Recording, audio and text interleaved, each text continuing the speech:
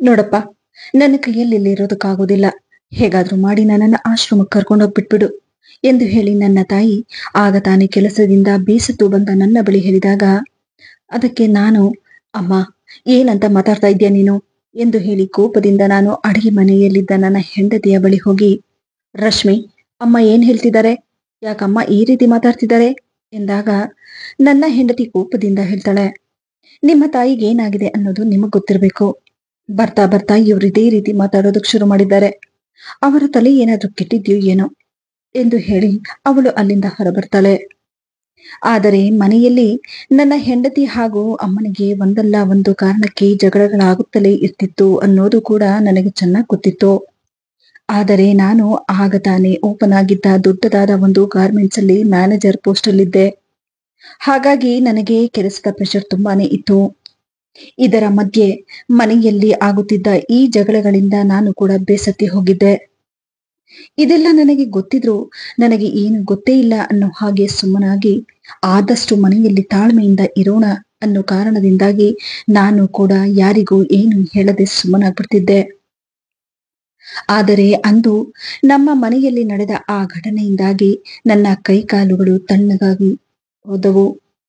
ಎಂದಿನಂತೆ ನನ್ನ ತಾಯಿ ನಾನು ಕೆಲಸಕ್ಕೆ ಹೊರಡಲು ನಿಂತಾಗ ದಿನಾ ದಿನ ನನ್ನ ತಾಯಿ ನನ್ನ ಬಳಿ ಬಂದು ಹೇಳುತ್ತಿದ್ದ ಆ ಮಾತನ್ನೇ ಹೇಳಲು ನನ್ನ ಬಳಿ ಬಂದಾಗ ನಾನು ಅವರನ್ನು ಕೆಲಸಕ್ಕೆ ಲೇಟ್ ಆಯ್ತು ಅನ್ನೋ ನೆಪವನ್ನ ಹೇಳಿ ಮನೆಯಿಂದ ಹೊರಟು ಬಂದೆ. ಆದರೆ ಯಾಕೋ ನನ್ನ ಮನಸ್ಸು ಅಂದು ತುಂಬಾ ಒತ್ತಾಡಲು ಶುರುವಾಗಿತ್ತು. ಆದರೂ ನಾನು ನನ್ನ ತಾಯಿಯ ಯಾವುದೇ ಮಾತನ್ನು ಕೇಳದೆ ಸುಮ್ಮನೆ ಕೆಲಸಕ್ಕೆ ಹೊರಡ್ಬಿಟ್ಟೆ. ಕೆಲಸಕ್ಕೆ ಹೋದ ನನಗೆ ಗಾರ್ಮೆಂಟ್ಸ್ ಅಲ್ಲಿ ಕೆಲಸ ಜಾಸ್ತಿ ಇತ್ತು. ಹಾಗಾಗಿ ನಾನು ಕೆಲಸದಲ್ಲಿ ತೊಡಗ್ಬಿಟ್ಟೆ. ಆದರೂ ನನ್ನ ಮನಸ್ಸಲ್ಲಿ ಪದೇ ಪದೇ ನಾನು ಏನೋ ಕಳೆದುಕೊಳ್ತಿದ್ದೇನೆ ಅನ್ನೋ ಭಯ ಕಾಡಲು ಶುರುವಾಯ್ತು. ಆದರೂ ನನ್ನ ಮನಸ್ಸನ್ನ ಗಟ್ಟಿ ಮಾಡಿಕೊಂಡು ನಾನು ಕೆಲಸದಲ್ಲಿ ಬ್ಯುಸಿಯಾದೆ. ಇನ್ನೇನು ಸಂಜೆ ನಾನು ಮನೆಗೆ ಬರುವ ಸಮಯವಾಗಿತ್ತು. ಅಷ್ಟರಲ್ಲಿ ನನ್ನ ಹೆಂಡತಿ ನನಗೆ ಒಂದೇ ಸಮನೆ ಫೋನ್ ಮಾಡಲು ಶುರು ಮಾಡಿದ್ಲು. ಆದರೆ ನಾನು ಫೋನ್ ರಿಸೀವ್ ಮಾಡಲು ಇಷ್ಟಪಡದೆ ಫೋನನ್ನ ಸ್ವಿಚ್ ಆಫ್ ಮಾಡಿಟ್ಟಿದ್ದೆ. ಯಾಕಂದ್ರೆ ಮನೆಯಲ್ಲಿ ಒಂದಲ್ಲ ಒಂದು ಕಾರಣಕ್ಕೆ ನನ್ನ ತಾಯಿ ಹಾಗೂ ಹೆಂಡತಿ ಮಧ್ಯೆ ಜಗಳಗಳಾಗುತ್ತಲೇ ಇರ್ತಿತ್ತು. ಅದರ ಬಗ್ಗೆ ಮಾತಾಡೋದಕ್ಕಂತ ನನ್ನ ಹೆಂಡತಿ ಪದೇ ಪದೇ ಫೋನ್ ಮಾಡ್ತಿದ್ಲು. ಹಾಗಾಗಿ ಇದೇ ವಿಷಯದ ಬಗ್ಗೆ ಮಾತಾಡೋದಕ್ಕೆ ಫೋನ್ ಮಾಡಿರಬಹುದು ಅಂತ ಹೇಳಿ ನಾನು ಕೂಡ ನನ್ನ ಫೋನನ್ನ ರಿಸೀವ್ ಮಾಡದೆ ಫೋನನ್ನ ಸ್ವಿಚ್ ಆಫ್ ಮಾಡಿಟ್ಟಿದ್ದೆ. ಆದರೆ ಮನೆಯಲ್ಲಿ ನನ್ನ ಮನಸ್ಸು ಒಡೆಯುವಂತಹ ಘಟನೆ ನಡೆಯುತ್ತೆ ಅಂತ ನಾನು ಕನಸಲ್ಲೂ ಕಂಡಿರ್ಲಿಲ್ಲ ಅನ್ಸುತ್ತೆ. ಮನೆಗೆ ಹೋದ ನನಗೆ ನಾನು ಕೈಕಾಲು ಮುಖ ತೊಳೆದು ನನ್ನ ತಾಯಿಯ ಬಳಿ ಹೋಗಲೆಂದು ಬಂದೆ. ಅಷ್ಟರಲ್ಲಿ ನನ್ನ ಹೆಂಡತಿ ನನ್ನ ಬಳಿ ಬಂದು, ಮನೆಯಿಂದ ಯಾರಾದ್ರೂ ಫೋನ್ ಮಾಡಿದ್ರೆ ಫೋನ್ ಎತ್ತೋದಕ್ಕಾಗದೆ ಇರುವಷ್ಟು ಬ್ಯುಸಿನಾ ನೀವು? ಅಷ್ಟು ಸಲ ನಾನು ಫೋನ್ ಮಾಡಿದೆ. ಒಂದು ಸಲನಾದ್ರೂ ಎತ್ತಿ ಫೋನ್ ಏನಂತ ವಿಚಾರಿಸಬಹುದಾಗಿತ್ತಲ್ಲ. ನಿಮ್ ತಾಯಿ ಮಾಡೋ ಕೆಲಸಗಳಿಂದ ನಾನು ಇನ್ನು ಏನೇನು ಅನುಭವಿಸ್ಬೇಕೋ ಗೊತ್ತಿಲ್ಲ. ಮಧ್ಯಾಹ್ನ ನಿಮ್ಮ ತಾಯಿಗೆ ಊಟ ಕೊಡೋದಕ್ಕಂತ ಹೋದಾಗ ರೂಮಲ್ಲಿ ನಿಮ್ಮ ತಾಯಿ ಇರ್ಲಿಲ್ಲ. ಮಧ್ಯಾಹ್ನದಿಂದ ಹುಡುಕಿ ಹುಡುಕಿ ನನಗೆ ಸಾಕಾಗಿ ಹೋಗಿದೆ. ಎಲ್ಲಾದ್ರೂ ಹೊರಗಡೆ ಹೋದ್ರೆ ಮನೇಲಿ ಹೇಳಿ ಹೋಗೋದಕ್ಕೆ ಆಗೋದಿಲ್ವಾ ಅವ್ರ ಕೈಯಲ್ಲಿ? ಹೇಳ್ದೆ ಮಾಡ್ದೆ ಎಲ್ಲಂದ್ರೆ ಅಲ್ಲಿಗೆ ಹೋದ್ರೆ ಎಲ್ಲಂತ ಹುಡ್ಕೋದಕ್ ಹೋಗೋದು? ಮಧ್ಯಾಹ್ನ ಹೋದವರು ಸಂಜೆಯಾದ್ರೂ ಮನೆಗ್ ಬಂದಿಲ್ಲ. ಎಲ್ಲ ಕಡೆ ಹುಡುಕಿ ಹುಡುಕಿ ನನಗೂ ಸಾಕಾಗಿ ಹೋಗಿದೆ. ನಿಮಗೆ ಫೋನ್ ಮಾಡಿದ್ರೆ ನೀವು ನೋಡಿದ್ರೆ ಫೋನ್ ಸ್ವಿಚ್ ಆಫ್ ಮಾಡಿ ಇಟ್ಕೊಂಡಿದ್ರಿ.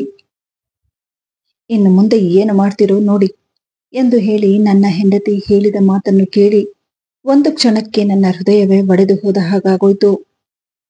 ಯಾಕಂದ್ರೆ ನನ್ನ ತಾಯಿ ದಿನೇ ದಿನೇ ನನ್ನ ಬಳಿ ಬಂದು ನನಗೆ ಎಲ್ಲಾದ್ರೂ ಆಶ್ರಮಕ್ಕೆ ಬಿಟ್ಬಿಡು, ನಾನು ಇಲ್ಲಿ ಇರಲ್ಲ ಅನ್ನೋ ಮಾತನ್ನ ಪದೇ ಪದೇ ಹೇಳ್ತಿದ್ರು.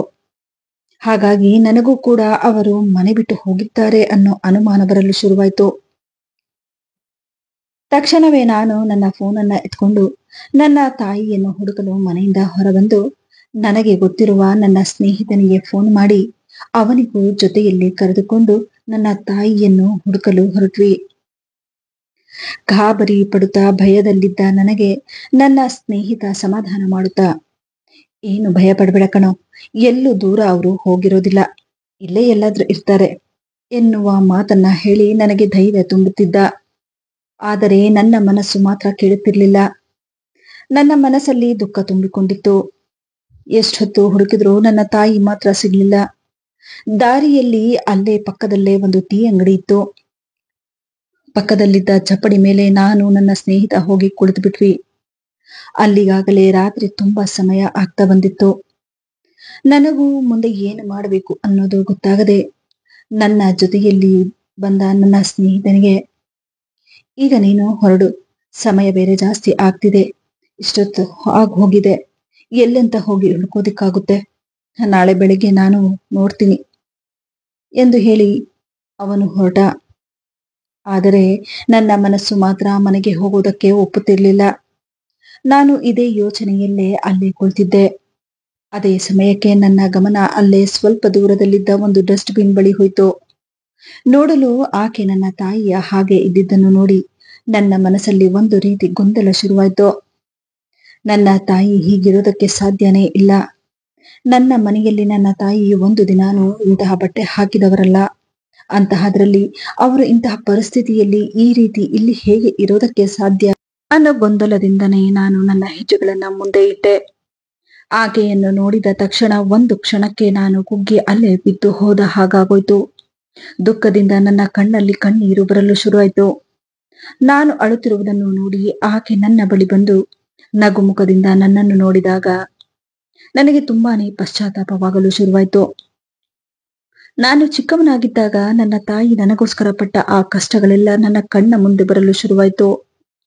ತಂದೆ ತಾಯಿಗೆ ಒಬ್ಬನೇ ಮಗನಾದ ನನ್ನ ಹೆಸರು ರಾಜೇಶ್. ನನ್ನ ತಾಯಿಗೆ ಮದುವೆಯಾದ 3 ತಿಂಗಳಿಗೆ ನನ್ನ ತಂದೆ ದುಡಿಯಲೆಂದು ಹೊರದೇಶಕ್ಕೆ ಹೊರಟೋಗ್ತಾರೆ. ಹಾಗಾಗಿ ಮನೆಯಲ್ಲಿ ಎಲ್ಲವೂ ನನ್ನ ಅಜ್ಜಿ ಹೇಳಿದ ಹಾಗೆಯೇ ನಡೆಯುತ್ತಿತ್ತು. ಜೊತೆಗೆ ನನ್ನ ತಂದೆಯ ತಮ್ಮ ಯಾವುದೇ ಕೆಲಸ ಕಾರ್ಯ ಇಲ್ಲದೆ ನನ್ನ ತಂದೆ ದುಡಿದು ಕಳಿಸುತ್ತಿದ್ದ ದುಡ್ಡನ್ನ ತಿಂದ್ಕೊಂಡು ಸೋಮಾರಿತನದಿಂದ ಮನೆಯಲ್ಲೇ ಇರ್ತಿದ್ರು. ಇನ್ನು ನನ್ನ ತಾಯಿ ನನ್ನ ಅಜ್ಜಿ ಹೇಳಿದ ಹಾಗೆ ಕೇಳ್ಕೊಂಡು ಮನೆ ಕೆಲಸ ಮಾಡ್ಕೊಂಡು ಮನೇನ ನಿಭಾಯಿಸ್ಕೊಂಡು ಹೋಗ್ತಿದ್ರು. ಇದರ ಮಧ್ಯೆ 9 ತಿಂಗಳುಗಳ ನಂತರ ನನ್ನ ತಾಯಿ ಗಂಡು ಮಗುವಿಗೆ ಜನ್ಮ ಕೊಡ್ತಾರೆ. ಈ ಸಂತೋಷವನ್ನು ಕೂಡ ಹಂಚಿಕೊಳ್ಳೋದಕ್ಕೆ ನನ್ನ ತಂದೆ ನನ್ನ ಜೊತೆ ಇರ್ಲಿಲ್ಲ. ನಾನು ಹುಟ್ಟಿ 6 ತಿಂಗಳುಗಳು ಆಗ್ತಾ ಬರುತ್ತಿತ್ತು. ಆಗ ನನ್ನ ತಂದೆ ನನ್ನನ್ನು ನೋಡಲೆಂದು ಬರಬೇಕೆಂದು ಹೊರಟೋಗಲೆಲ್ಲ ನನ್ನ ಅಜ್ಜಿ ಅವರು ಬರುವುದನ್ನ ತಡೆದು ಬಿಡ್ತಿದ್ರು. ಯಾಕಂದ್ರೆ ಮನೆಯಲ್ಲಿ ದುಡಿಮೆ ಅನ್ನೋದು ಇದ್ದಿದ್ದು ನನ್ನ ತಂದೆ ಒಬ್ಬರಿಗೆ ಮಾತ್ರ. ಹಾಗಾಗಿ ತಮ್ಮ ಸ್ವಾರ್ಥಕ್ಕಾಗಿ ನಮ್ಮ ಅಜ್ಜಿ ನನ್ನ ತಂದೆಯನ್ನು ಇಲ್ಲಿಗೆ ಬರುವುದನ್ನೇ ತಪ್ಪಿಸ್ತಾ ಬರ್ತಿದ್ರು.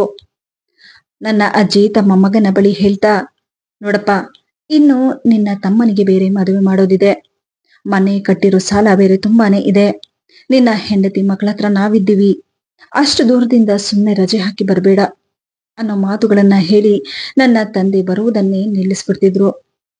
ಇನ್ನು ಇದನ್ನೆಲ್ಲ ನೋಡಿದ ನನ್ನ ತಾಯಿ ಕೂಡ ಅವರ ಅನಿವಾರ್ಯದಿಂದ ಏನು ಮಾತನಾಡದೆ ನನ್ನ ಅಜ್ಜಿ ಹೇಳಿದ್ದನ್ನೇ ಕೇಳ್ಕೊಂಡು ನನ್ನನ್ನ ಸಾಕುವ ಕಡೆ ಗಮನ ಹರಿಸ್ತಾರೆ. ಕಾಲ ಕಳೆದ ಹಾಗೆ ನನಗೂ 6 ವರ್ಷ ತುಂಬ್ತಾ ಬರುತ್ತೆ.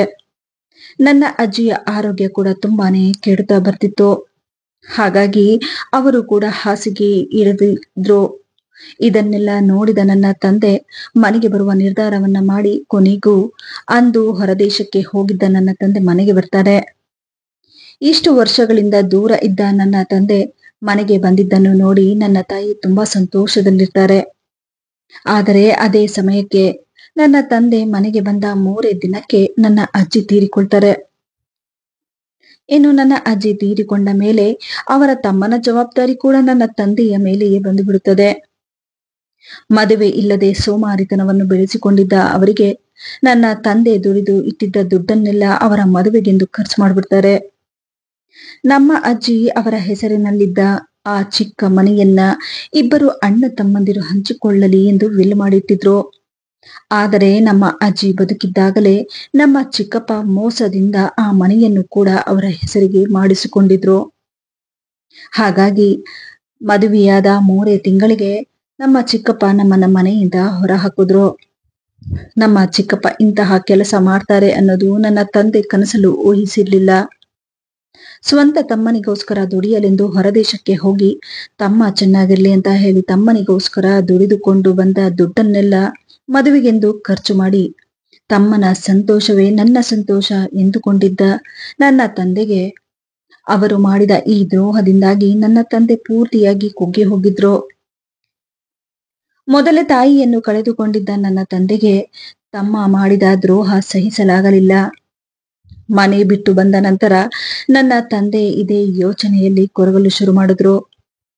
ಕೈಯಲ್ಲಿದ್ದ ದುಡ್ಡೆಲ್ಲ ಖರ್ಚು ಮಾಡಿಕೊಂಡು ಕೆಲಸವನ್ನು ಕೂಡ ಕಳೆದುಕೊಂಡು ನಮಗೆ ತುಂಬಾನೇ ಕಷ್ಟಗಳು ಬಂದ್ಬಿಟ್ಟಿದ್ವು. ಇದೇ ಯೋಚನೆಯಲ್ಲಿ ಒಂದು ದಿನ ನನ್ನ ತಂದೆ ಹೃದಯಾಘಾತದಿಂದ ತೀರಿಕೊಳ್ತಾರೆ.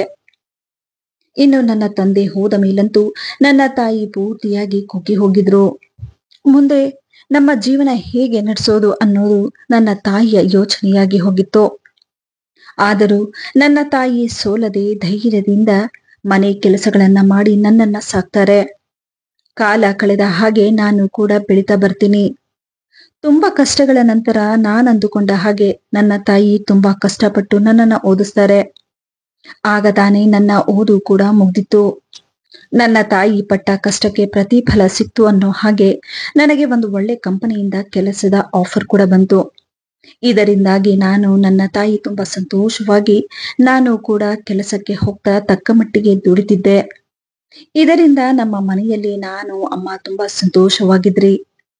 ಹೀಗೆ ಒಂದು ದಿನ ಊಟ ಮಾಡ್ತಾ ನನ್ನ ತಾಯಿ ನನ್ನ ಬಳಿ ಬಂದು ನನ್ನ ಮದುವೆಯ ಬಗ್ಗೆ ಮಾತಾಡ್ತಾ ಹೇಳ್ತಾರೆ, ನೋಡಪ್ಪ, ಹೇಗೂ ನಿನ್ನ ಓದು ಮುಗ್ದಿದೆ, ಒಳ್ಳೆ ಕಡೆ ಕೆಲಸ ಕೂಡ ಸಿಕ್ಕಿದೆ. ಇನ್ನು ನಿನಗೂ ಮದುವೆ ವಯಸ್ಸಾಗಿದೆ, ನನಗೂ ವಯಸ್ಸಾಗ್ತಾ ಬರ್ತಿದೆ. ಮನೆಗೆ ಸೊಸೆನ ಕರ್ಕೊಂಡು ಬಂದ್ರೆ ಮನೆ ಜವಾಬ್ದಾರಿನೆಲ್ಲ ಮಗ ಸೊಸೆ ನೋಡ್ಕೊಂಡ್ರೆ ಉಳ್ದಿರೋ ಸ್ವಲ್ಪ ದಿನಗಳು ನಾನು ಕೂಡ ಆರಾಮವಾಗಿರಬಹುದು ಎಂದು ನನ್ನ ತಾಯಿ ಹೇಳಿದಾಗ ನನ್ನ ಮನಸ್ಸಲ್ಲಿ ತುಂಬಾ ದಿನಗಳಿಂದ ಒಂದು ವಿಷಯ ಹೇಳಬೇಕಾಗಿತ್ತು.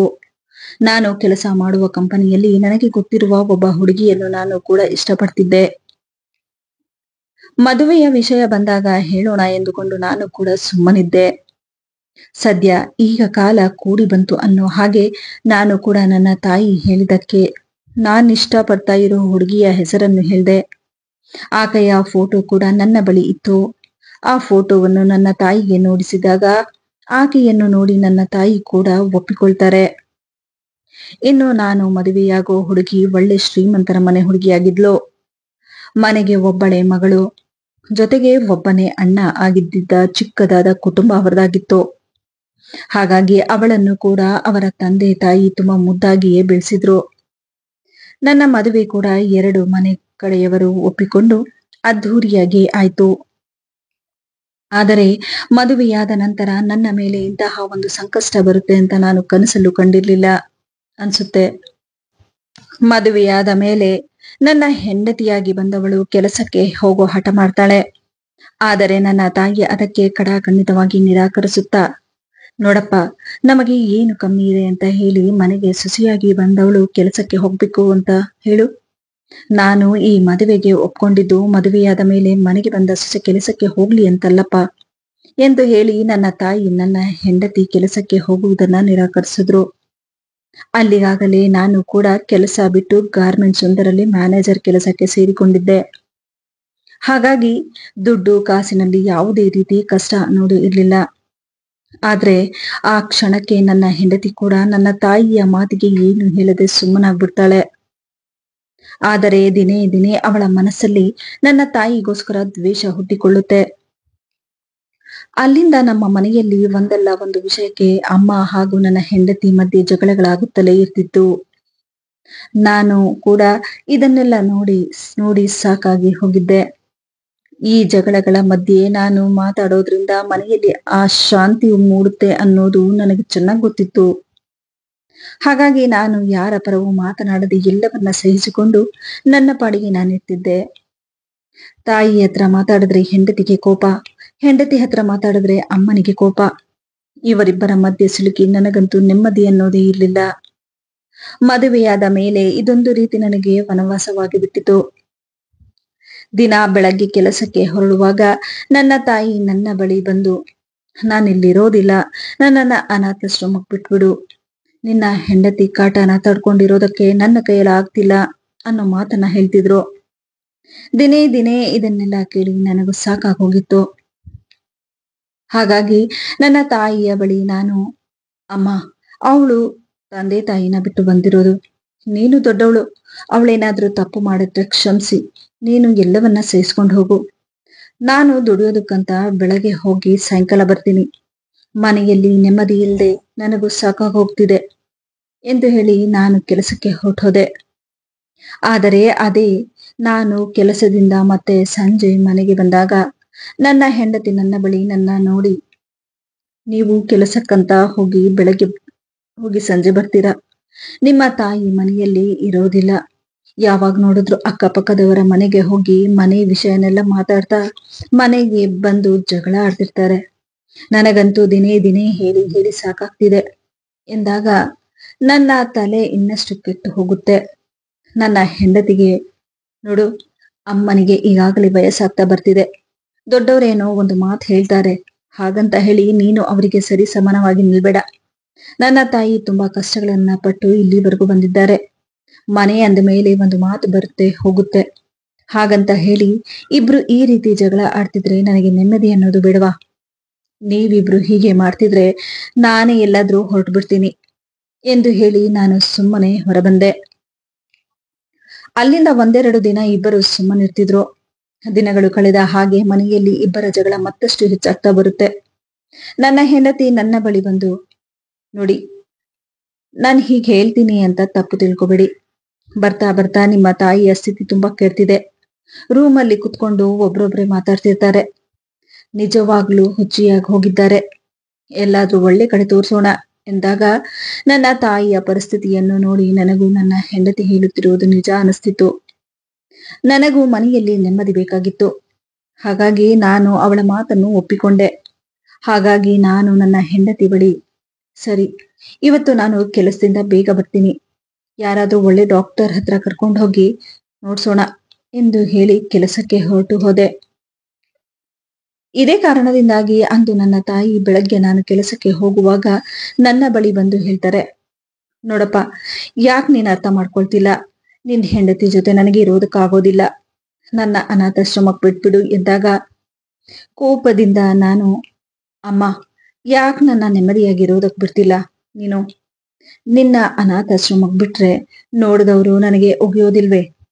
ಮಗ ಇಟ್ಕೊಂಡು ತಾಯಿನ ಅನಾಥಾಶ್ರಮಕ್ಕೆ ಬಿಟ್ಟಿದಾರಂತ ಹೇಳಿ. ನನಗೂ ಕೆಲಸದ ಪ್ರೆಷರ್ ತುಂಬಾ ಇದೆ, ಯಾಕೆ ನೀನ್ ಅರ್ಥ ಮಾಡ್ಕೊಳ್ತಿಲ್ಲ ಎಂದು ಹೇಳಿ ಕೋಪದಿಂದ ನಾನು ಹೊರಟ್ಬಿಟ್ಟೆ. ಆದರೆ ಅದೊಂದು ಮಾತು ನನ್ನ ತಾಯಿಗೆ ಬೇರೆ ತಿರುವು ತರುತ್ತೆ ಅಂತ ನಾನು ಅನ್ಕೊಂಡಿರ್ಲಿಲ್ಲ. ಕೆಲಸಕ್ಕೆ ಹೋದ ನನಗೆ ಅಂದು ಕೆಲಸ ಮಾಡುವುದಕ್ಕೂ ಮನಸ್ಸಾಗುತ್ತಿರ್ಲಿಲ್ಲ. ನನ್ನ ಮನಸ್ಸು ಯಾಕೋ ಒಂದು ರೀತಿ ತಡಪಡಿಸ್ತಿತ್ತು. ಊಟ ಕೂಡ ಮಾಡೋದಕ್ಕೆ ನನಗೆ ಮನಸ್ಸಾಗ್ತಿರ್ಲಿಲ್ಲ. ನನ್ನಿಂದ ಏನೋ ಕಳೆದು ಹೋಗ್ತಿದೆ ಅನ್ನೋದು ನನ್ನ ಮನಸ್ಸಲ್ಲಿ ಕಾಡಲು ಶುರುವಾಯ್ತು. ನನ್ನ ತಾಯಿಯ ಈ ನಿರ್ಧಾರ ನಾನು ಮಾಡಿದ ತಪ್ಪಿನ ಅರಿವು ಮೂಡಿಸುತ್ತೆ ಅಂತ ನಾನು ಅನ್ಕೊಂಡಿರ್ಲಿಲ್ಲ.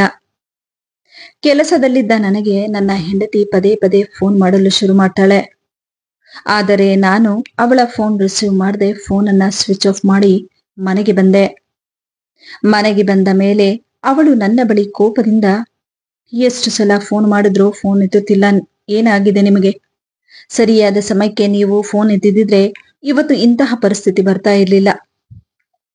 ನಿಮ್ಮ ತಾಯಿ ಮನೆ ಬಿಟ್ಟು ಹೋಗಿದ್ದಾರೆ ಎಂದಾಗ ಅವಳ ಮಾತನ್ನು ಕೇಳಿ ನನ್ನ ಮನಸ್ಸು ಒಡೆದು ಹೋಗಿ ನಾನು ಅಲ್ಲಿಯೇ ಕುಸಿದು ಬಿದ್ದ ಹಾಗಾದೆ. ತಕ್ಷಣವೇ ನಾನು ನನ್ನ ತಾಯಿಯನ್ನು ಹುಡುಕಲು ಹೊರಟೆ. ಒಬ್ಬಂಟಿಯಾಗಿದ್ದ ನನಗೆ ನನ್ನ ಸ್ನೇಹಿತ ಕೂಡ ಜೊತೆಯಾಗಿ ಬಂದ. ನಾವಿಬ್ಬರು ಸೇರಿ ನನ್ನ ತಾಯಿಯನ್ನು ಹುಡುಕಿದ್ವಿ. ಆದರೆ ಎಷ್ಟೊತ್ತಾದರೂ ನನ್ನ ತಾಯಿ ಸಿಗದೇ ಇದ್ದಾಗ ಟೀ ಅಂಗಡಿಯ ಬಳಿ ಇದ್ದ ಚಪ್ಪಡಿಯ ಮೇಲೆ ಕುಳಿತು ಬಿಟ್ವಿ. ಅಲ್ಲಿಗಾಗಲೇ ರಾತ್ರಿ ತುಂಬಾ ಸಮಯ ಆಗೋಗಿತ್ತು. ಹಾಗಾಗಿ ನಾನು ನನ್ನ ಸ್ನೇಹಿತನಿಗೆ ಮನೆಗೆ ಹೋಗಲು ಹೇಳಿ ನಾನು ಅಲ್ಲಿಯೇ ಕುಳಿತು ಬಿಟ್ಟೆ. ಅದೇ ಸಮಯಕ್ಕೆ ನನ್ನ ದೃಷ್ಟಿ ಸ್ವಲ್ಪ ದೂರದಲ್ಲಿದ್ದ ಕಸದ ತೊಟ್ಟಿಯ ಬಳಿ ನನ್ನ ಗಮನ ಹೋಗುತ್ತೆ. ಕಸದ ತೊಟ್ಟಿಯ ಬಳಿ ಬಿಸಾಕಿದ ಅನ್ನವನ್ನು ತಿನ್ನುತ್ತಿದ್ದ ನನ್ನ ತಾಯಿಯನ್ನು ನೋಡಿ ಒಂದು ಕ್ಷಣಕ್ಕೆ ನನ್ನ ಮನಸ್ಸು ಒಡೆದು ಹೋದ ಹಾಗಾಗುತ್ತೆ. ತಕ್ಷಣವೇ ನಾನು ಆಕೆಯ ಬಳಿ ಹೋಗಿ ಹತ್ತಿರದಿಂದ ಆಕೆಯನ್ನು ನೋಡಿ ಕಣ್ಣೀರು ಹಾಕುತ್ತಾ ದುಃಖದಿಂದ, ಅಮ್ಮ, ಏನಮ್ಮ ಇದು ಎಂದಾಗ ನನ್ನ ಮುಖವನ್ನು ನೋಡಿ ಕಣ್ಣೀರು ಹಾಕುತ್ತಾ ನನ್ನ ತಾಯಿ ನನ್ನ ಬಳಿ ಬರ್ತಾರೆ. ಆದರೆ ಅವರ ಸ್ಥಿತಿಯನ್ನು ನೋಡಿದ ನನ್ನ ಮನಸ್ಸು ದುಃಖವನ್ನು ತಡೆಯಲಾಗದೆ ನನ್ನ ತಾಯಿಯನ್ನು ತಬ್ಬಿಕೊಂಡು, ಅಮ್ಮ, ನನ್ನನ್ನ ಕ್ಷಮಿಸಿಬಿಡು, ನಾನು ಬದುಕಿದ್ದಾಗಲೇ ನೀನು ಈ ರೀತಿ ಬೀದಿಲಿ ಬಿದ್ದಿರೋ ಅನ್ನ ತಿನ್ನುವ ಪರಿಸ್ಥಿತಿ ಬರುತ್ತೆ ಅಂತ ನಾನು ಅನ್ಕೊಂಡಿರ್ಲಿಲ್ಲ. ಅಮ್ಮ, ದುಡುಕಿ ನಾನೇನು ತಪ್ಪು ಮಾಡಿಬಿಟ್ಟೆ. ಹಾಗಂತ ಹೇಳಿ ಈ ರೀತಿ ನೀನು ಮನೆ ಬಿಟ್ಟು ಬಂದು ನೀನು ಮಾಡಿದ್ದು ಸರಿನಾ ಎಂದಾಗ, ನೋಡಪ್ಪ, ಊಟ ಯಾರು ಬೇಕಾದ್ರೂ ಸಂಪಾದನೆ ಮಾಡಬಹುದು, ಆದರೆ ನೆಮ್ಮದಿ ಇಲ್ಲದೆ ಇರೋ ಮನೆಯಲ್ಲಿ ಇರೋದಕ್ಕಿಂತ ಇಂತಹ ಜೀವನನೇ ಮೇಲು ಅಂತ ನಾನು ಈ ದಾರಿ ಹಿಡ್ದೆ ಎಂದಾಗ, ತಾಯಿ ಹೇಳಿದ ಆ ಮಾತುಗಳು ಅವನು ಮಾಡಿದ ತಪ್ಪುಗಳು ಎತ್ತಿ ತೋರಿಸ್ತಿತ್ತು. ಹಾಗಾಗಿ ಪಶ್ಚಾತ್ತಾಪದಿಂದ ತನ್ನ ತಾಯಿಯ ಬಳಿ, ಅಮ್ಮ, ಎಲ್ಲೋ ಒಂದು ಕಡೆ ನಿನಗೆ ಈ ಪರಿಸ್ಥಿತಿ ಬರೋದಕ್ಕೆ ನಾನು ಕಾರಣನೇ. ನಾನ್ ಮಾಡಿರೋ ತಪ್ಪು ನನಗೆ ಅರ್ಥ ಆಗ್ತಾ ಇದೆ. ಅಮ್ಮ, ಏನಿರೋದು ಮನೇಲಿ ಮಾತಾಡೋಣ, ಮೊದಲು ಮನೆಗ್ ನಡಿ ಎಂದು ಹೇಳಿ ಮಗ ತಾಯಿಯನ್ನು ಮನೆಗೆ ಕರ್ಕೊಂಡು ಬರ್ತಾನೆ. ಅಂದು ರಾತ್ರಿ ಮನೆಯಲ್ಲಿ ಯಾರು ಏನು ಮಾತನಾಡದೆ ಸುಮ್ಮನಾಗ್ಬಿಡ್ತಾರೆ. ಆದರೆ ಬೇರೆ ದಿನ ಬೆಳಗ್ಗೆನೆ ತನ್ನ ಹೆಂಡತಿಯನ್ನು ಹಾಲ್ಗೆ ಕರೆಯುತ್ತಾ ತನ್ನ ಹೆಂಡತಿಯ ಬಳಿ ಹೇಳ್ತಾನೆ, ನೋಡು, ಇಷ್ಟು ದಿನ ಆಗೋದಾಗೋಯ್ತು. ಇನ್ನು ಮುಂದೆ ಈ ಮನೆಯಲ್ಲಿ ನಾನು ನೆಮ್ಮದಿಯಾಗಿ ಇರಬೇಕು ಅನ್ನೋದಾದ್ರೆ ಈ ಮನೆಯಲ್ಲಿ ಯಾರೊಬ್ಬರು ಜಗಳ ಆಡಬಾರ್ದು. ಹಾಗೇನಾದ್ರೂ ಆದ್ರೆ ಈ ಮನೆಯಲ್ಲಿ ಇರೋದಿಲ್ಲ. ನೋಡು, ಅಮ್ಮನಿಗೆ ನಮ್ಮನ್ನ ಬಿಟ್ಟರೆ ಬೇರೆ ಯಾರಿದ್ದಾರೆ ಹೇಳು? ದೊಡ್ಡವರೇನೋ ಒಂದು ಮಾತು ಹೇಳ್ಬಿಡ್ತಾರೆ, ಅದನ್ನ ಮನಸ್ಸಿಗೆ ಹಾಕಿಕೊಳ್ದಿರ ಸೊಸೆಯಾಗಿ ಅತ್ತೆಯ ಜವಾಬ್ದಾರಿ ನಿನ್ನ ಮೇಲೆ ಇದೆ. ಅಂದ ಮೇಲೆ ಅದನ್ನ ಅಚ್ಚುಕಟ್ಟಾಗಿ ನಿಭಾಯಿಸು. ಚಿಕ್ಕ ಪುಟ್ಟ ವಿಷಯವನ್ನೆಲ್ಲ ದೊಡ್ಡದು ಮಾಡಕ್ ಹೋಗ್ಬೇಡ ಎಂದು ಹೇಳಿದ. ತನ್ನ ತಾಯಿಯ ಬಳಿ ಬಂದು, ಅಮ್ಮ, ನೀನು ದೊಡ್ಡವಳು, ನಿನಗೆ ಬುದ್ಧಿ ಹೇಳುವಷ್ಟು ದೊಡ್ಡವನು ನಾನಲ್ಲ. ಚಿಕ್ಕ ಪುಟ್ಟ ವಿಷಯ ಎಲ್ಲ ಮನಸ್ಸಿಗೆ ಹಾಕೋಬೇಡ ಎಂದು ಹೇಳಿ ತಾಯಿ ಹಾಗೂ ಹೆಂಡತಿಗೆ ಸರಿ ಸಮಾನವಾಗಿ ಮಾತನಾಡುತ್ತಾ ಮುಂದೆ ಮನೆಯಲ್ಲಿ ಇಂತಹ ತಪ್ಪುಗಳು ಆಗದ ಹಾಗೆ ನೋಡಿಕೊಳ್ಳಲು ಪ್ರಯತ್ನ ಪಡ್ತಾನೆ. ಈ ವಿಡಿಯೋದಿಂದ ನಿಮಗೇನಾದರೂ ಉಪಯೋಗವಾದಲ್ಲಿ ವಿಡಿಯೋಗೆ ಒಂದು ಲೈಕ್ ಮಾಡಿ, ಆದಷ್ಟು ವಿಡಿಯೋಸ್ ಅನ್ನ ಶೇರ್ ಮಾಡಿ ಹಾಗೂ ನನ್ನ ಚಾನೆಲ್ ಅನ್ನ ಸಬ್ಸ್ಕ್ರೈಬ್ ಮಾಡುವುದನ್ನ ಮರೆಯಬೇಡಿ.